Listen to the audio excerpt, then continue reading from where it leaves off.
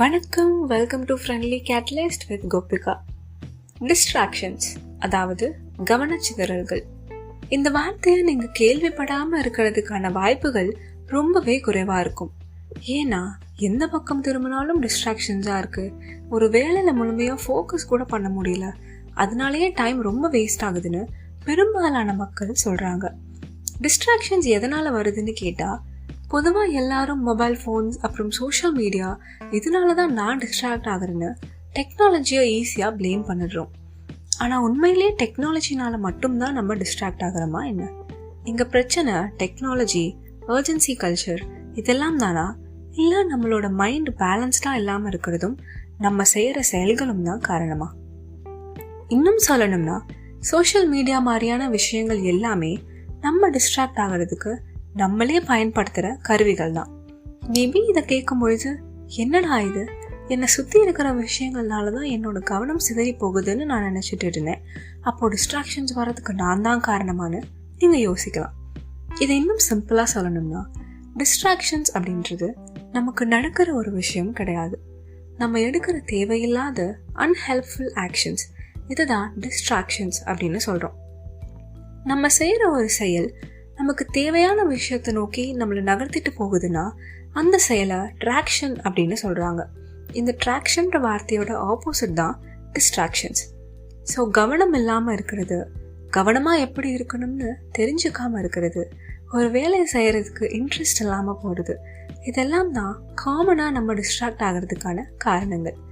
இந்த social media addiction, phone calls, வர messages, நம்ம கேட்குற எக்ஸ்டர்னல் நாய்ஸஸ், இந்த மாதிரியான விஷயங்கள் எல்லாமே நம்ம டிஸ்ட்ராக்ட் ஆகிறதுக்கு நம்மளே யூஸ் பண்ணுற டூல்ஸ் தான். இதையெல்லாம் டிஸ்ட்ராக்டர்ஸ் அப்படின்னு சொல்லுவாங்க. சரி, அப்போது நம்மளை சுற்றி இருக்கிற விஷயங்களை கரெக்டாக மேனேஜ் பண்ணிட்டா டிஸ்ட்ராக்ட் ஆகாமல் இருந்துட முடியுமா? முடியும், ஆனால் முழுமையாக இல்லை. முன்னாடி நம்ம பார்த்த மொபைல் ஃபோன்ஸ் மாதிரியான விஷயங்கள் எல்லாமே எக்ஸ்டர்னல் டிஸ்ட்ராக்டர்ஸ். பட் நம்ம மைண்ட் அண்ட் பாடிக்குள்ளே நடக்கிற விஷயங்கள்னாலையும் டிஸ்ட்ராக்ஷன்ஸ் கிரியேட் ஆகும். குறிப்பாக நம்மளோட தாட்ஸ் அண்ட் எமோஷன்ஸ், இதுதான் இன்டர்னல் டிஸ்ட்ராக்டர்ஸ் அப்படின்னு சொல்கிறாங்க. இதை பற்றி படித்து தெரிஞ்சுக்கிட்டாலும் கூட பெருசாக இதுக்கான முக்கியத்துவம் தர மறுக்கிறோம். சுவிட்சர்லாந்து போய் ஒரு 2 months என்ஜாய் பண்ணால் செம்மையாக இருக்கும்ல. வெயிட் அ செகண்ட், இப்போ நான் ஏன் சம்மந்தம் இல்லாமல் இதை பற்றி யோசித்தேன்? இதே மாதிரி தான் ஒரு வேலையை செஞ்சுட்டு இருக்கும் பொழுதே இன்னொரு பக்கம் மைண்டில் நிறைய எண்ணங்கள் வரும். பெரும்பாலும் அந்த எண்ணங்கள் நீங்கள் செஞ்சுட்டு இருக்க அந்த வேலைக்கு சம்பந்தம் இல்லாததாக தான் இருக்கும். இந்த மாதிரி அவசியம் இல்லாத தேவையில்லாத எண்ணங்கள் கவலைகளை உண்டு பண்ணும். அது மட்டும் இல்லாமல் கடந்த காலத்தில் நம்ம தாங்கின வழிகளை ஞாபகப்படுத்தும். உடனே நம்ம மைண்டும் அந்த ஒரு தாட்டோட கையை பிடிச்சிக்கிட்டு கூடவே போயிடும். அந்த ஒரு தாட் அப்படியே ஒரு ட்ரெயின் ஆஃப் தாட்ஸாக மாறிடும். கொஞ்ச நேரம் கழித்து டைம் பார்க்கும் பொழுது தான், ஓ, நான் இந்த இடத்துல டிஸ்ட்ராக்ட் ஆகிட்டேனோ அப்படின்னு ரியலைஸ் பண்ணுவோம். எக்ஸ்டர்னல் டிஸ்ட்ராக்டர்ஸை விட நமக்கு வர தாட்ஸ் அண்ட் எமோஷன்ஸ் மாதிரியான இன்டர்னல் டிஸ்ட்ராக்டர்ஸ் தான் நம்ம கவனம் சிதறி போகிறதுக்கு முக்கியமான காரணங்களாக இருக்குது. இந்த வேலையை கம்ப்ளீட் பண்ணி முடிக்கிறதுக்கு முன்னாடி நான் ஃபோனை பார்க்கவே மாட்டேன்னு ஒரு தாட் சொல்லும்.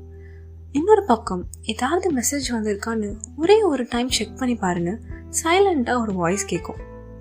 இந்த 2 வாய்ஸில் எதை நம்ம லிசன் பண்ணணும்னு நமக்கு தெரிஞ்சாலும் கூட அதை ஃபாலோ பண்ணுறதுக்கு நம்ம கஷ்டமாக ஃபீல் பண்ணுவோம். சரி, டிஸ்ட்ராக்டர்ஸ்னால் என்னன்றதை பற்றி கொஞ்சம் தெரிஞ்சுக்கிட்டோம். இப்போ இது எல்லாத்தையும் எப்படி தவிர்க்கிறது? டிஸ்ட்ராக்ஷன்ஸ் இல்லாமல் இருக்கிறோம் அப்படின்றது தான் நம்மளோட கோலாக இருக்குது. அதுக்கு என்ன பண்ணணும்?